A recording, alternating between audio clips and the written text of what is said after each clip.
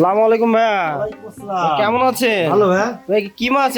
শিং মাছ দেখেছেন? মাশাআল্লাহ, এত সব চকচক করছে মাছগুলো, একটু হাত দিয়ে দেখান ভাইয়া। দেখেন তো এক গোটার এক সাইজের মাছ একেবারে। কোনো ছোট বড় আছে না, আপনার কাছে দুর্বল মাছ মরা নিলেই কাটা? দেখি এইভাবে একেবারে গেটিং করে দেন, ঘটনা কি?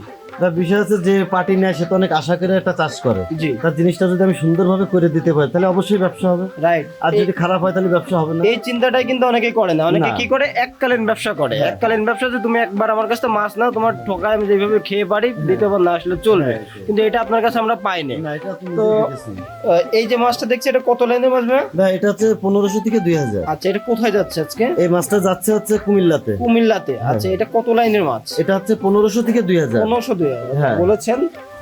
তো এই যে মাছটা দেখতে পাচ্ছি, এটা আজকে প্রাইস কেমন যাচ্ছে? এটা বিক্রি করতেছি ভাই এক এক সময় কাঁচামালের বাজার এক এক রকম। হুম, এটা বিক্রি করতেছি হচ্ছে আপনার 2000 টাকা কেজি। 2000 টাকা কেজি আজকের বাজার মূল্য। আজকের বাজার মূল্য। এটা ওঠানামা করবে। হ্যাঁ। আচ্ছা, তো প্রিয় চাষি ভাইরা দেখুন যে কত সুন্দর সুস্থ সবল মাছ। তো ভাই শুধুমাত্র কি শিং মাছই যাচ্ছে নাকি আরো কিছু মাছ যাচ্ছে? না শুধু শিং মাছই যাচ্ছে। আচ্ছা, তো শিং মাছ একক কালচার করবে তাই তো? হ্যাঁ হ্যাঁ হ্যাঁ। তো আপনার মাছগুলো কাছে দেখেছেন? কালচারের জন্য আরো কি কি মাছ আছে?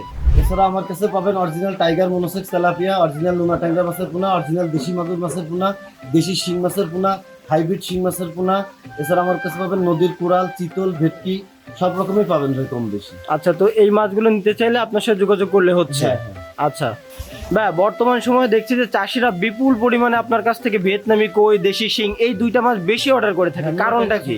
হ্যাঁ, নোনা ট্যাংরাটা বেশি সব থেকে। তো এই দুই তিনটা মাছ বেশি করে নিচ্ছে, কারণটা কি ভাই? এর কারণ হচ্ছে আসলে এখন তো মনে করেন যে প্রযুক্তি সব থেকে হাই, খাবারের দাম বেশি, কর্মচারীর বেতন বেশি, আসলে মাছের যে দাম কাঠ জাতীয় মাছ করে সবাই ধরা খেয়ে যাচ্ছে, যার কারণে সবাই ক্যাটফিশে ঝুঁকেছে।